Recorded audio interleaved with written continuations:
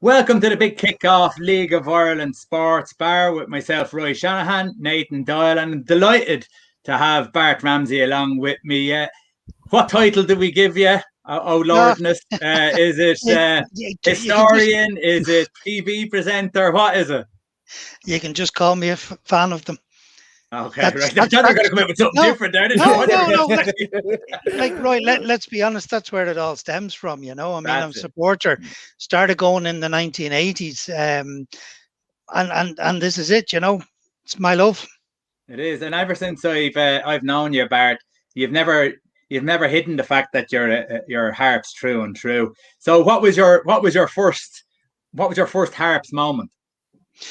Goes back to 1975. Actually, we played West Brom in a friendly, and at the time, my parents were working in England, so we were living in England, and we were home on holidays. If that could be said, home on holidays, yeah. But Harps played them in a pre-season friendly, and we won 1-0. And funny enough, Brian McIver, the guy that scored the goal that night, still goes to the Harps games. And he stands quite close to where myself and my dad always stand on the terrace. So that was my first moment. I was 10 years of age. Probably knew at that stage I was going to be hooked for life. But it was only obviously when the parents moved back to Donegal in the late 70s that I really started going to see them play. Right, right. Well, that's. So you went and seen them before I was born. So that is quite a few years ago, Bart. Quite a few years Thanks, ago Roy. indeed. Thanks. Can you not see from the bald head? We might just touch on last week because there was a memorable game, a memorable moment, I suppose you can call it as well. A great victory away. I'm the first victory away to Derry, I believe. No, it's the first victory in I the knew you were going to correct me on Brandywell. that. Yeah, no, it's the first victory in the Brandywell. We when Derry played in McGinn Park a couple of years ago, we beat them in McGinn Park it was 2-0 that night, I think. I know Mickey Funston and BJ Banda scored the goals, but that was the first ever win in the league in the Brandywell. We had beaten them in some of the lesser competitions, but not the league. So yeah, no, absolutely delighted with it. I mean, as I'm delighted with Harp's start to the season. Yeah, tell me about the start of the season. Why has it started so well? I think Ollie has retained most of the squad that finished at the end of last season, or certainly the nucleus of the squad and the players that you would have wanted to retain. Um, we in previous years gone by, we would have had a high turnover of players. And then towards the end of the season, you would have seen us going on a run either to avoid relegation or get up into the promotion playoff spots, whatever, if we were in the first division. But this close season, maybe because of COVID, we managed to keep the bulk of the squad and they literally hit the ground running the start of the season. And look, it's been a fantastic start. There's no doubt about that. With the three games that they didn't sort of get a victory from, did you start to worry a little bit? Could we go on a run here where we don't get a win under our belt and we kind of need to stop this quickly? No, it's kind of a strange thing. I mean, when you look at the start of the season, we have with Bohemians and Dundalk first two games of the season, and any Harps fan would have told you, look, if we got 2 points out of that, we'd have been very, very happy. All of a sudden, we had 6 points, and you're kind of going like we went to Oriel and we won, I think, for the first time since 1984. Like it seems that records are tumbling this season for us. So was I worried? No, I was a bit concerned we weren't scoring goals in that run of games. But like when you think that we played Pats who were up there, we played Shamrock Rovers who were up there, and we also played Sligo Rovers in that run, Roy, that like those three teams are top of the table. The only team that I would be concerned about not scoring against was Longford, but like Longford are a different proposition this season and not too many teams are scoring against them. Yeah, we've got fans already messaging in Yeah. towards you. Yeah. No, funny enough, the guy that's messaging in, he'd know Brian McIver very well. Oisin and Brian would be pals. Good stuff. Adam Foley has been a bit of a revelation this year. He's certainly one who pounces on opportunities, and that goal against Derry City was just as clinical as you're going to get a finish. You know, he's pounced on an opportunity, and wasn't afraid to go and celebrate in front of those 3 fans. There was a few more than 3, but we won't mention that. No, Adam Foley's been brilliant for us. I have to say, even at the tail end of last year, like it was a couple of goals he scored, particularly the last game of the season last year against Waterford, that, you know, ensured that we had stayed up. And like he's just doing the same thing. And what I love about him, and I mean, particularly say the 2 goals he scored against Dundalk earlier in the season, give him a chance in front of goal, and he is clinical. And I don't know where he gets this. It's like an unerring accuracy that he can see where the keeper is, and he's slotted either side of the keeper. You know, some guys go in and they just blast the ball, bounces anywhere, goes off the keeper's chest, whatever. Adam, he's doing the job for us at the moment. Absolutely delighted with him. Yeah, I suppose we better let Nathan talk. Nathan, how are you? Listen, we had a couple of games on tonight. We'll come back to Finn Harps and we'll come back to what Bart's seen this year so far. We'll go to the game that's just been on, and it's Dundalk and Sligo. Sligo down to 10 men. I missed the sending off, so I didn't see what the sending off was, but I believe it was a sending off. Yeah. But it didn't make any impact on the game whatsoever. It made a bit of a short-term impact, I think. Sligo took off Romeo Parks and brought on Shane Blaney, which sort of left Johnny Kenny up top on his own, a little bit isolated. And in reverse, Dundalk brought on Dan Kelly, who made a bit of a quick impact, but in fairness, he had a low bar to get over. The likes of Junior and Han were non-existent for Dundalk tonight. The creativity just wasn't there from them two. So Dan Kelly came on and he sort of stretched the Sligo defence a little bit, but that was it really. No, it was disappointing to see because I thought he would have stepped it up and made much more of a game out of it.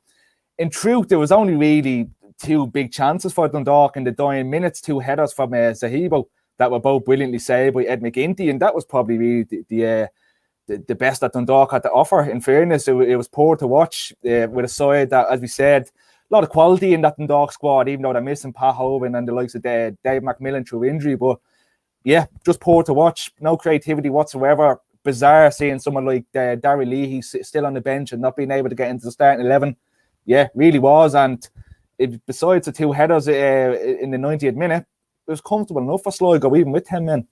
Yeah. I mean, during that second half, Bart, watching the game, it always looked to me that Sligo could, without being really threatening, but they always looked to me that they could be the ones that something could break for. It never seemed to be with Dundalk. Dundalk seemed to be getting up to a certain stage, up and around the box, and then it's like they panicked. It's like they don't have this confidence with them now that they had.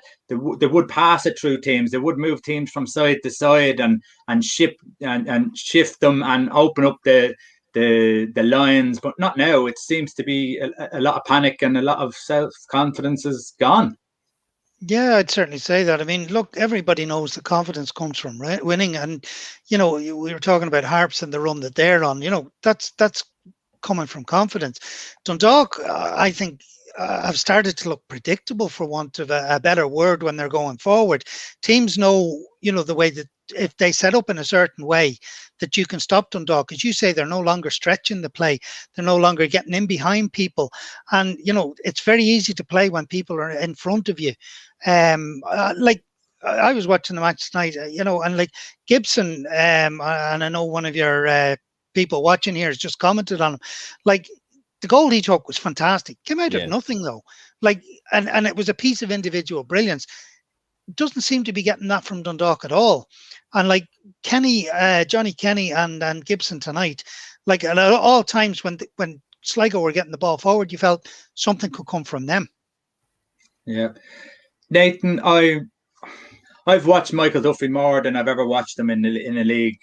I've watched so many Dundalk games this year, and it's probably not a good year to be watching him, but I'm disappointed in him this year. I haven't seen anything from him that has made me think that he's anywhere near as good as Horgan or Towell were. Now, again, last year, the year before, I watched him in Europe and stuff, and he was decent and he did play well.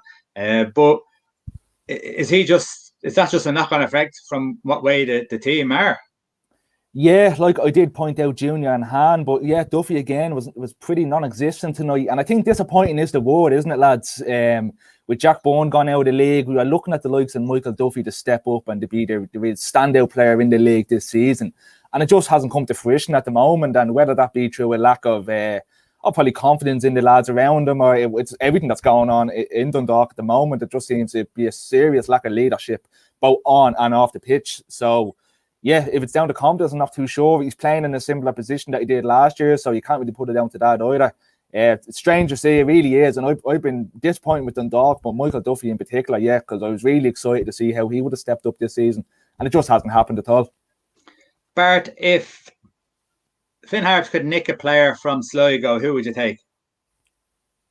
Whoa, nice question. I would look at Johnny Kenny, definitely. I think he's a fantastic prospect. Now, I mean, his father played for us in the early 2000s. His father was a fantastic player as well. Gibson's, as I said earlier, certainly impressed me this season. I'd love to see Shane Blaney come back to us. He's in his first season at Sligo. But if you were asking me for a standout player, I'd take Johnny Kenny any day. Yeah, I think that the potential that he has is something that you'd have to look into, isn't it? A little bit of breaking news here from Killian. 2 players in the Waterford senior side deemed to close contacts of COVID case. They announced they will field an under-19 team against Drogheda tomorrow. Come on, Killian. It just goes from bad to worse, Nathan, for Waterford. Yeah. For these. It does, doesn't it? It really has. It's been a turbulent season, again, both on and off the field. We were sort of wondering what happened there with Kevin Sheedy and Mike Newell gone. Yeah, it's just, this is not the news that he wanted. He would have been looking at this as not a new era, but, you know, this could have been a change of fortune. I was reading an interview with Brian Murphy, the goalkeeper. He was due to make his first start for the team in a number of weeks. He was talking about, he took a bit of a knock, a bit of a joy at the training that was happening under Kevin Sheedy. So, yeah, they'll be disappointed to hear this news. They really will, because I think there's some, like, I don't know what you guys think. I think there's a couple of decent players in that Waterford side, albeit most of them are on loan and are going to be leaving by the end of the season. But yeah, it really is disappointing news for them, and probably for the under-19 lads as well. You know, that we're seeing Kevin Sheedy protest and not put many of them on the bench over the past couple of weeks. So that was an opportunity for them even a couple of weeks ago to be playing. But yeah, now it's the big moment, I suppose, to step up and see how they get on. Yeah. We just got Neve said Dundalk didn't seem to have any drive at all. Even after the Sligo gone down to 10 compared to last season, it's unbelievable. Yeah.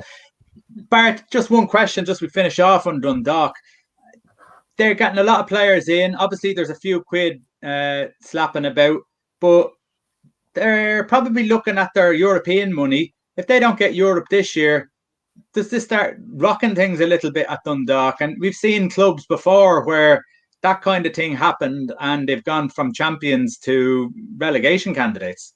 Well, you only have to look at Cork City, don't you? That's where it could be headed. I mean, I don't know what the situation is at Dundalk. I mean, it seems to be a crazy situation where you had a team that dominated, you know, for 4 or 5 seasons, winning trophies regularly. Okay, there was a bit of upheaval in the background when Stephen Kenny left to take over the under-21s for the Republic of Ireland. But I mean, you know, Vinnie Perth seemed to have steadied the ship, didn't make any great changes with the squad, tweaked with it a little bit, still kept them up there. What seems to be going on in the background as well with the owners seems to have affected the whole mood in Dundalk. And like, I don't know how long the owners decide that they'll stay there if they haven't got the European money coming in every season. I mean, that's a big chunk of money. I mean, as I mentioned about Cork City, like, Cork City missed Europe 1 season. Suddenly they were in free fall within about 2 seasons. And now they've got an all amateur squad down there. But, you know, we've seen this so many times in Ireland, you know, where teams spend to get up to the top, go mad for a few years, get a bit of success, whatever else. And then all of a sudden the money seems to dissipate for whatever reason. And suddenly the team are sliding towards either the first division or into the nether regions of the Premier Division. Yeah, and is that because of the strategy they're using? I mean, the strategy seems to be we get into Europe, and this has gone back because myself and Nathan talked about Roddy Collins and Bowes back in 2001, where they put everything into their basket to get into European football again the following year, and they didn't do it, and then the money went dry, and it all fell apart again. It seems to be a poor strategy. Surely the European money is a bonus and should be seen as a bonus. Well, that's what you would think, you know. I mean, look, I have friends, good friends who follow Bohemians, and you're mentioning their strategy. And in the last couple of years, they haven't really outlaid a lot of money on their team. Now, they've been very lucky with the manager that they have, that he's managed to pick up good young fellas, mold them into the team. And you look at Bohemians this season and you're sort of saying, well, hang on a second, you know, there's a bit of money floating around Dalymount again. They're in Europe this season. And all of a sudden, they're not firing on all cylinders. Of course, that'll come back to bite me tomorrow night when they beat FinnHarps. But no, I don't know what the strategy. I mean, I can't say about strategy at all the clubs, but it seems that there is this thing that you have to spend to get into Europe, but then it doesn't become sustainable. Surely the thing should be that you're aiming at getting into Europe. If you get into Europe, that's, as you say, a bonus, but that you sustain the club so that if you don't get into Europe, you're still coming out in the balance sheet, evens. I mean, you look at Derry City and their owner, he reckons that he signs a check for anywhere between 150,000 and $250,000 every year just to keep the club going. Now, how is that sustainable? He's a billionaire, you know. I mean, he probably can afford it, and it's important for him to have Derry City at the forefront of Irish football as a local thing. But if FinnHarps were in that situation, if we spent big to get into Europe and failed to get into Europe, chances are we'd end up like Cork City if we were lucky, and if not, we'd go bust. Yeah. So I think there needs to be a kind of a look at what they're doing, unless there's a long-term plan and there's backing, which is long-term also. Okay, Derry 1, Longford 1, Nathan. It seems to be that Longford are going to battle their way through this season, and they're not fearful of anyone, really. No, they're really not. I said it even with my own team. Pat's beaten 3-0. That scoreline flattered them, and nobody's going to really roll over this Longford side. Poor game, I thought. I don't know if did you get to watch it? I thought it was a fairly scrappy game over the entire 90 minutes. Derry probably had some of the better chances. In the opening 10 minutes, Owen Towell had a two decent headers, one tipped over the bar and one cleared off the line by Dean Zambra. Patrick Ferry had a late chance, well saved by the goalkeeper Michael Kelly. Yeah, it's going to be they're a decent side, that Longford team. There's a couple of decent players there. I'm surprised to see the likes of Arwen Bolger, for example, be on the bench. I thought he was a live spark for them over the past number of weeks. While I still do think they'll be down there with the likes of Waterford and perhaps Derry City as well. Yeah, they'll be difficult to turn over. I'd be surprised if anybody goes out and beats this Longford side 5-6, 7-0, whatever it may be. Yeah. What do you make of Derry City, Bart? It's obviously changed within the management structure. They weren't great really to watch last year. They struggled. I thought they had probably a better squad last year, definitely, I suppose, on paper. And paper means nothing, I suppose. But what do you make of them at the moment? And with a 3.5-year deal for Higgins, it's definitely something that they're planning towards now. Oh, well, I think certainly they're planning long term with Higgins. Like, I mean, they're giving him a 3.5-year deal, and let's be honest, he's working with somebody else's squad at the moment. I felt at the start of the season that Derry had a very young side. They didn't have an awful lot of experience brought into the squad. Now, they have a great habit of promoting kids from their academy, coming through from the under-19s, which is good. I mean, Alan Hansen once said, you're not going to win anything with kids, and I'm afraid Derry City aren't. I just think that with Derry, that they needed a bit more experience in the side. We played them Monday night. We beat them 2-1. Did I mention that Adam Foley scored the winner in the last minute? I heard the rumour, yeah. But I actually felt that, it was Harps' experience that showed in the end. And they, not that they out-muscled Derry by any manner of means, because Derry were certainly well in the game. And, they hit the crossbar and they hit the post very, very late on as well. But I just think that Harps' experience did show out in the end. And I think that's one of the reasons why Derry have been poor this season. Obviously, the change in management structure may bring a different playing system and whatever else. But I think Higgins will be looking to get to the summer break, and I would be expecting Derry to sign 2 or 3 decent players at that stage. Last season, as you say, they were very, very poor. And I think you're quite right, Roy, on what you say. I think the squad this season that they started off with is probably worse than last season. Yeah. I got to watch a little tiny bit of the first division tonight. I was watching the Galway United and Bray game. Christ, they need crowds back because the atmosphere is so dull and dour and flat. They really need them back. But with the game itself, it finished out. I didn't get to see the goal that won it, but Bray have won their first 3 points. Galway, Nathan, Galway. It's hard to say more than that. What the hell is going on with Galway? It's crazy, isn't it? This is a side that a lot of us were saying would be title challengers this season, and it just hasn't come at all. And it seemed to be getting there. They had a good 4-0 win last time out. Rory Keaton was getting off the mark. That's his 4th goal in 3 games he got tonight. So things seem to be clicking for them. But now Gary Shaw popping up with a late goal. We only talked about it actually here on last week's show, didn't we? How much they're missing a striker. In particular, you mentioned Gary Shaw yourself. So yeah, it's hard to know what's going on down there. It's strange. It's a good squad of players. He brought the likes of Conor McCormick in up at Derry City last season, a guy that knows the league so well, making the step down to the 1st division was brilliant for Galway. But no, it just hasn't got clicking at all, which is shocking to say, because when John Caulfield came in last season, the impact he was absolutely instant, wasn't it? So now to see them struggling down in the lower echelons of the table, and it's hard to see. Like if even a draw here would have been probably a decent enough result against a Bray side who seem to be drawing all the games this season, but still a decent Bray team. But to go out and lose the game in the manner that they did with a late goal, John Caulfield would not be happy with that one. Well, not indeed, you're right. Treaty United were fantastic tonight. Very tight game against UCD. Definitely not in the league to make up the numbers, and there's no truer or better words than that, Bart.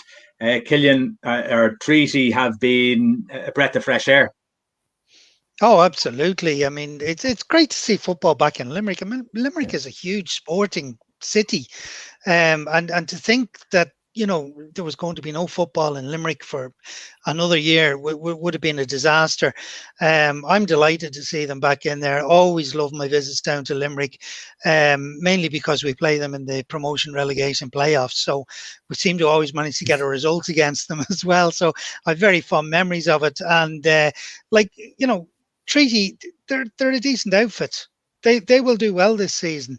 Obviously, they're not going to push. Well, I don't know if they'll push for promotion, but I would expect that their plan is get this season under their belt and then look at next season and maybe make a push for promotion then. Yeah.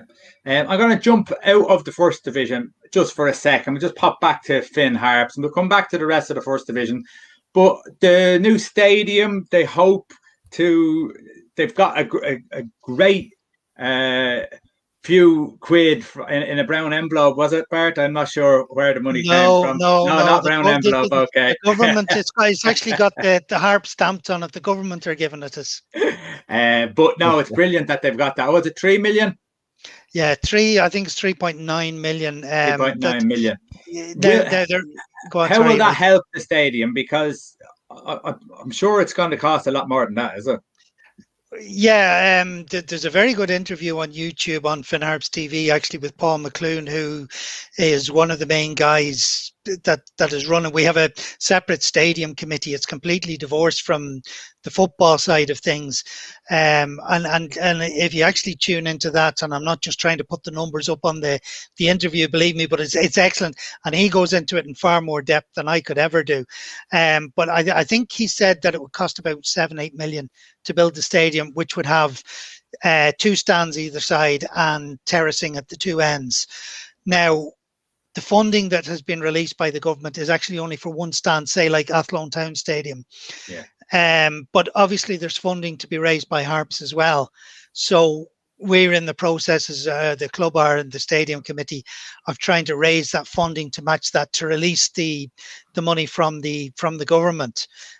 So if anybody does win the Euro Millions at any stage, we will gratefully take $1 million, and that will get us over the line for the first part of the development. But like, look, we've been talking about this new stadium. I have an invite to the turning of the sod in the new stadium. Now, off the top of my head, I think it was 2008. That's how long we've been talking about this stadium. Now, it is vital to our club, similar to what happened to Shamrock Rovers when they finally got into Tala. This could be the rejuvenation of our club. More importantly, it's going to be a stadium for everybody in Donegal, which means that you'll be able to play, the local underage games on it, the cup finals. If it was a decent stadium, we might even be able to attract a few underage internationals, that sort of thing. So it would generate money for the local economy as well.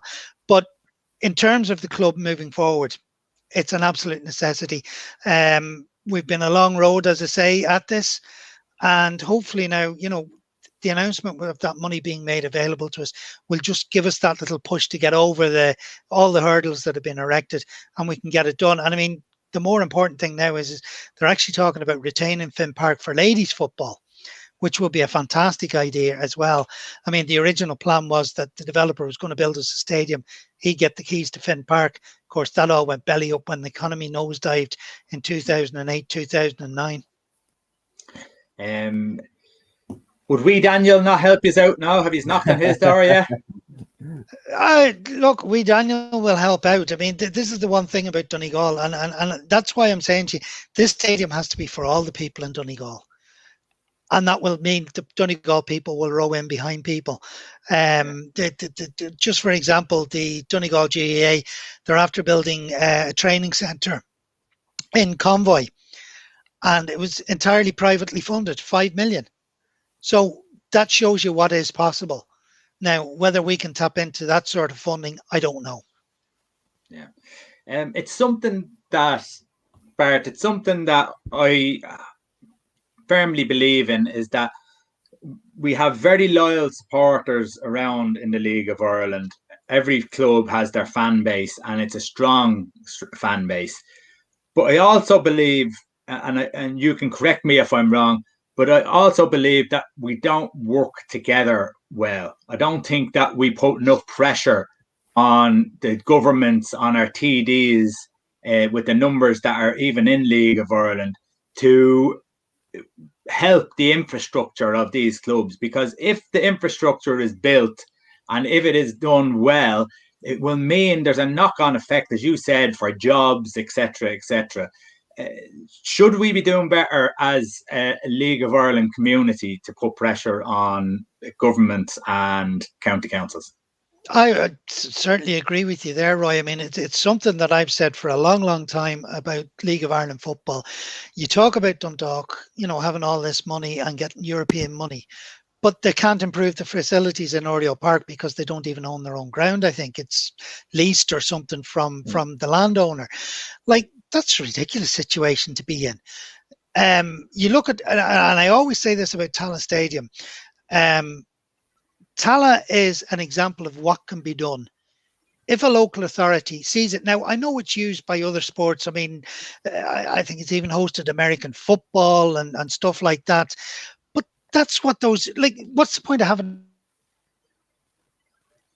a stadium where you have, say, 30 odd games in at a season? Why not have it open, have it available to the public on, a weekly basis, for example, provided the pitch is, well maintained and kept. I mean, that's Donegal County Council are now involved in our project, and that was one of the things they wanted to do, and that's why we're calling it the Donegal Stadium, because we want the entire community in there, and that's what should happen. I mean, Louth County, the County Council for Louth, they should be going to Oriel Park and saying, lads, look, we'll build a new stadium for you wherever, Greenfield site just outside Dundalk or whatever. Drogheda, similar. You go to United Park. I don't think anything has been done to United Park in donkey's years. And I mean, a couple of years ago, we had a game called off because the floodlights weren't brought up to scratch for a league match.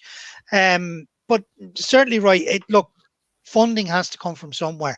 County councils have to get involved. I don't see why you can't have municipal stadiums. It happens all over Europe where county councils or municipalities, they actually own the stadium and it's rented out to the football clubs. Yes, as anchor tenants, so you know they take first priority when they need games and things like that.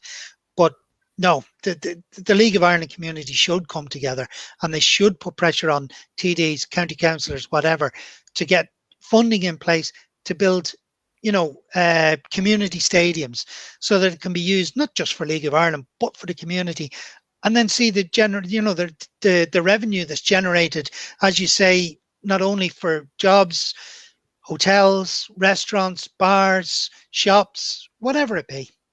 Yeah, no, 100%. Nathan, as Niamh said, funding is needed, not just for the players in the ground, but bringing in more supporters. And I would say new supporters for that more enjoyable experience, as she says, new fans. It's the only way you're going to get new fans in. There was a picture there. It was at Drogheda United were playing a couple of weeks ago, and there was a picture of them about to come out onto the pitch. And the background was the stadium and the rust, and it was falling apart behind them. That's all over papers. It's all over online. So Nathan, they really have to start throwing the money in to help the league out, because they've let it. Now again, it's as much the club have to do it as the government and the county councils. But as I said before, the GAA have got it for years upon years, but the GAA have made sure they've got it for years upon years. Like, what's the two things that people say? You know, if you were to say to somebody, I come down to a League of Ireland game, and what's the two things you throw at you is the standard of football, which is ridiculous. I said the lowest times, that argument of, it's shy football. It's not shy football, just because they're not multi-millionaire contracts. They're not bad footballers. You know, you can watch any league in the world and get in your good and bad games. And the other gripe that's thrown at you is the facilities. It's bad facilities. Because going to a match, like Niamh said here, is an experience. It's not just about what's going on the pitch. People want to go and they want to enjoy the night as a whole. Like, I think we even said it before, like if you're a young couple, even just for an example, going to a League of Ireland game isn't, a desirable night out anymore. It's just coming down to these shanty-looking grounds. It's just not appealing to go to whatsoever. Like I said, Drogheda is a perfect example. Dundalk's another cracking example. Even my own, like as much as I had great memories in Richmond Park, it's starting to fall by the seams itself too, with the shed end now gone. The club, in fairness to St. Pat's, they do well in maintaining it in terms of, a lick of paint here and, doing the certain things up as much as they can do. But yeah, it just really is. The experience of a League of Ireland ground as a whole, it just needs to be improved. And I do agree with you, why we can go on and hope that the government get involved. Like we see in Micheál Martin even last week saying that he feels that more funding should be going within the league itself, but it's up to the clubs to keep the grounds of a certain level of a standard. It just failing to do at the moment. Like there's so many grounds we could point out in the league that are just poor to visit. The facilities are poor, and even just to look at them, it just the standard is very, very poor. Yeah, we'll leave that one there. We go back to the first division. Nathan, your team Athlone beaten tonight against Shelbourne, and Nathan has a little thing for Athlone now, since he has them predicted to get to nearly win the league, was it? It was up there, yeah. I was I like to go against the ground bard whenever I can, but without making myself look stupid, which is happens a lot. It happens a lot. So I make a fool of myself as much as I can. So I don't want to be shooting myself in the foot either. So yeah, I had Athlone to comfortably get into the playoff positions, and it was going well. It was going very well. They were sitting pretty top of the table, but now they were beaten twice in a row, unfortunately. So I'm hoping the bubble isn't bursting on me dear old Athlone. I think Athlone. To be honest with you, Nathan, like Athlone, they put in some of the right players during the closed season. I mean, Curtis Byrne, for example, I think he's a wonderful player. What the hell he's doing in the first division, I have no idea. So, like, you probably had a good shout with Athlone. Certainly as a playoff place. Yeah, definitely. I was delighted with the even defensive changes that he made. The defensive record in the past number of years has been horrific, and even bringing in someone like Killian Cantwell is a massive statement. He's been excellent for Bray Wanderers over the past number of years. Killian wrote, just to finish off the stadium thing, what's your thoughts on ground sharing? So Bart, you kind of hinted at that. Would you like to share the ground with Derry?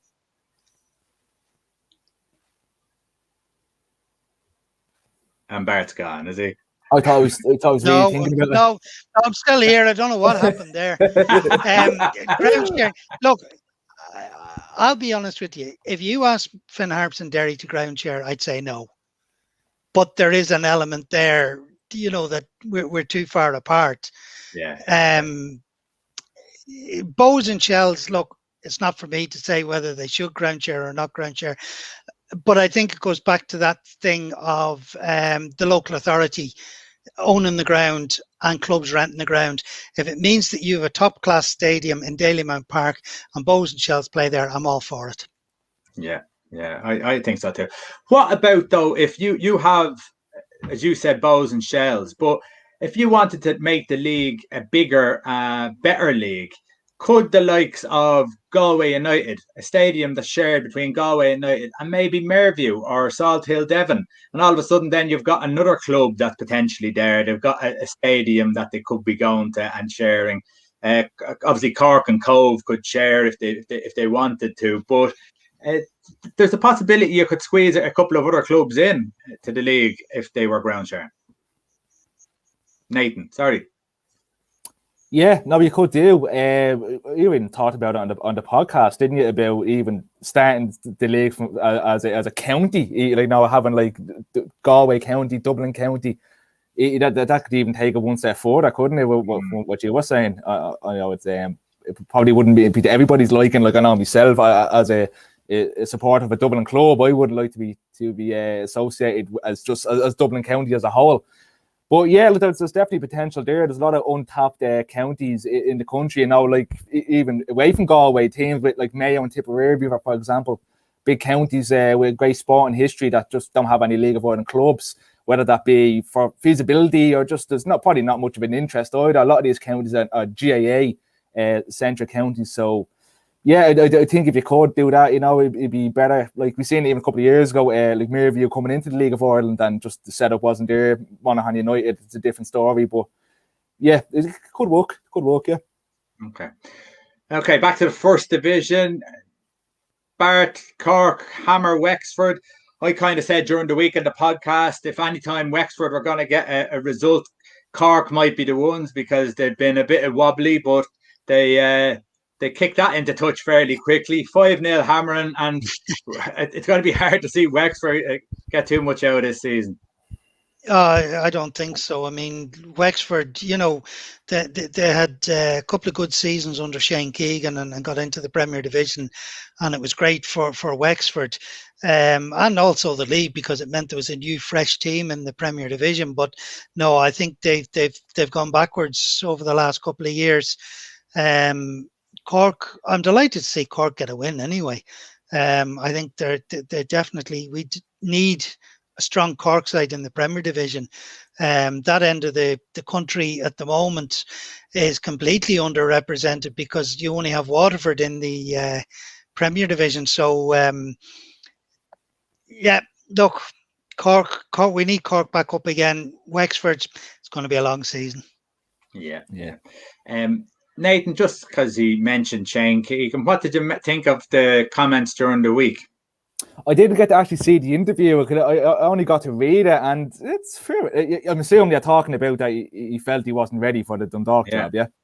Yeah, but we sort of said that ourselves, didn't we? Like, not questioning the man's CV or anything, but he was relegated twice out of the Premier Division, so I think under normal circumstances, you'd never tip him for the Dundalk job at all. He didn't go in for the Dundalk job. He was more background staff. So, yeah, he was probably thrown into a position that he's just either wasn't ready for or wasn't just cut out for. And you have to feel for him, because he is a decent manager, like Bart said, especially during his Wexford days. He proved what he can do on a limited budget.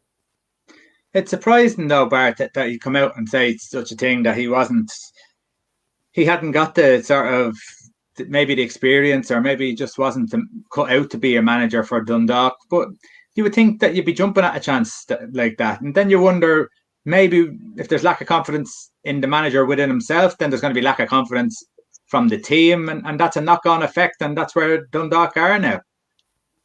Yeah. I mean, you would expect any manager that would want the top job. You know, I mean, that's the way it is. But you see, we don't even know what was in the background. Like, we're still hearing stuff that's coming out from Dundalk at the moment. You know, there could have been something going on in the background that Shane didn't like. I'm not saying that is the case. I don't have any, insider knowledge. It's quite possible, though, Bart, in all fairness. No, Yeah. but that's what I'm saying to you. So maybe this is his way of deflecting and saying, look, I wasn't ready for it.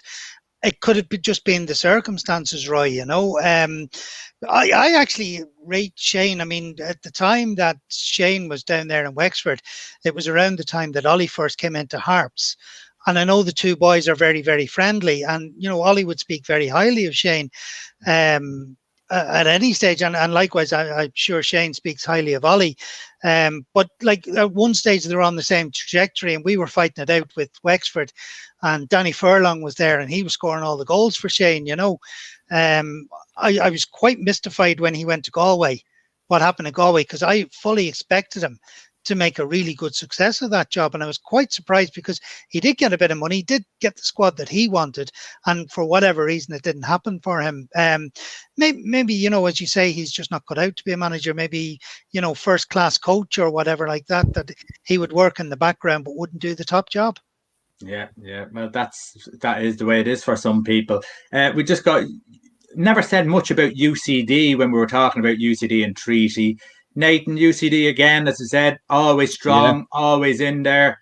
I mean, it's not incomprehensible that you'll see UCD win this league either. It's always that side, Andy. It's sort of hard to count them out, and we've talked. I even said it myself. I think the people that were concerned about the goals with Yo-Yo Maddie leaving, that's gone. That has gone now completely. They're the highest scoring team in both male divisions. 3 goals here tonight coming from 2-0 down. And not only that, I believe it's 3 lads that haven't scored all season either. So 3 players opening an account this season.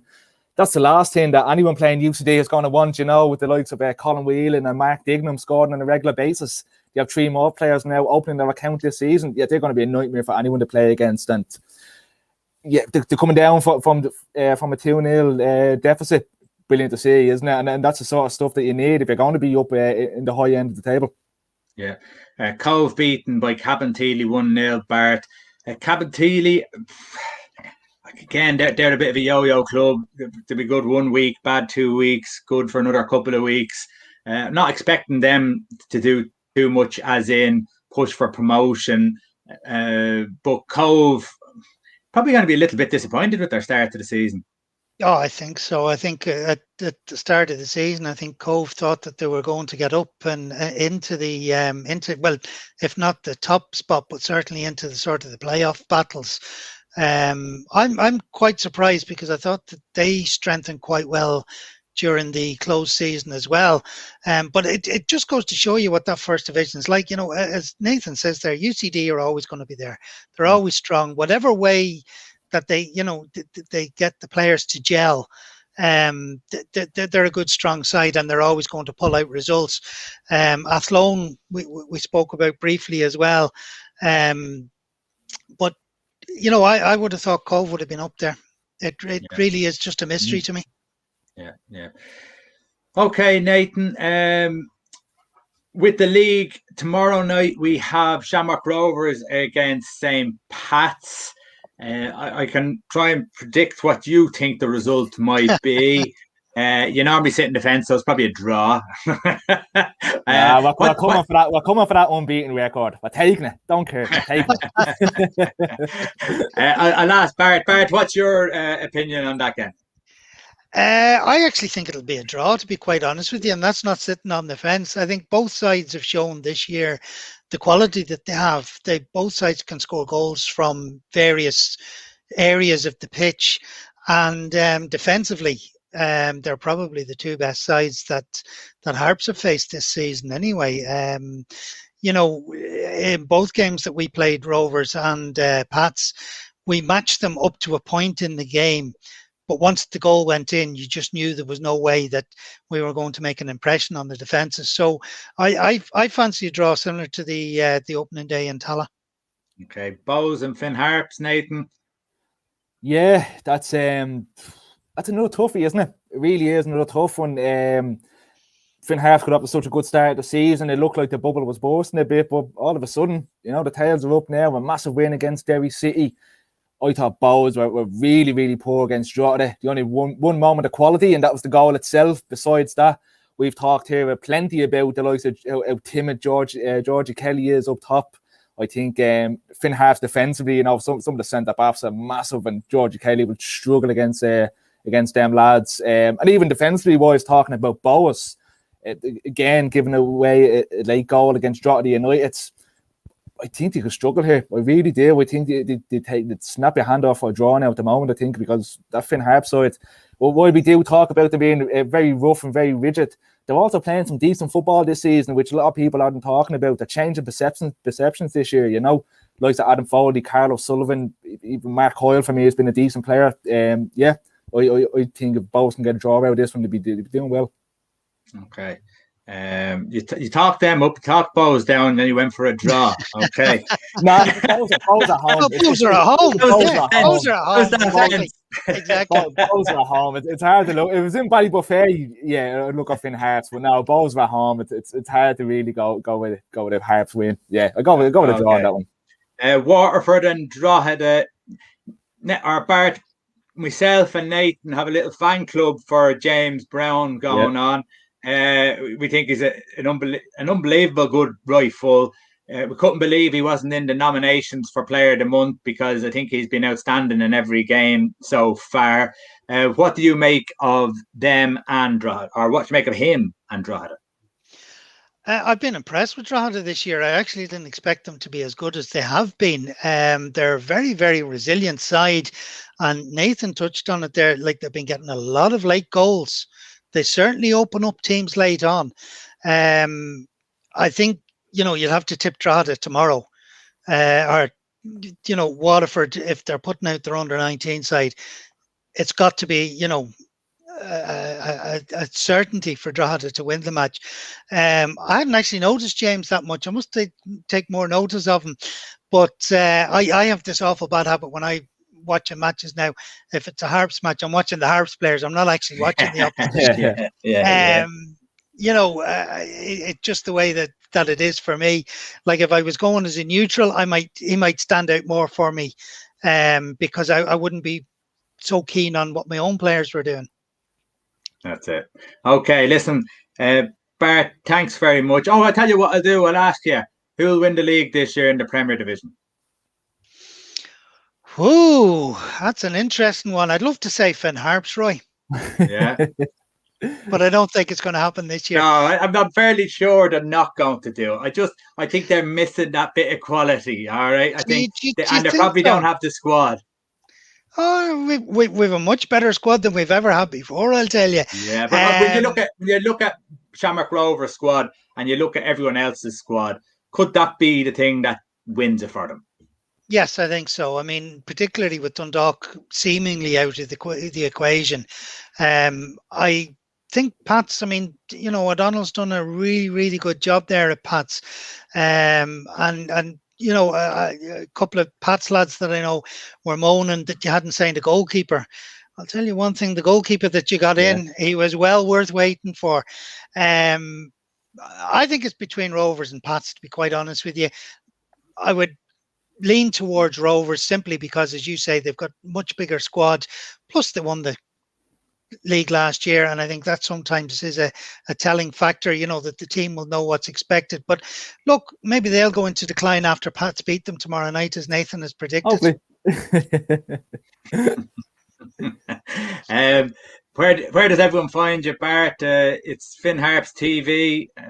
Find you on YouTube under that. Yeah, find me YouTube. Yeah. Okay, so we'll have a look. I generally do the classic Harps pieces. I like to interview the past players and get their memories. We have a FinnHarpsTv channel that some of the other lads are more prominent in, and I just come in that sort of little segment. This is it. Well, you've got the you've got the history, you've got the knowledge, and you've got the presenting, so you've got it all, Bart. All you need now is a Premier Division title to go with. Yeah, there's a pint behind the Lord looking for you when it reopens. Right, thanks for that. Okay. Nathan, thanks very much for your time. Bart, thank you too. Thanks a million.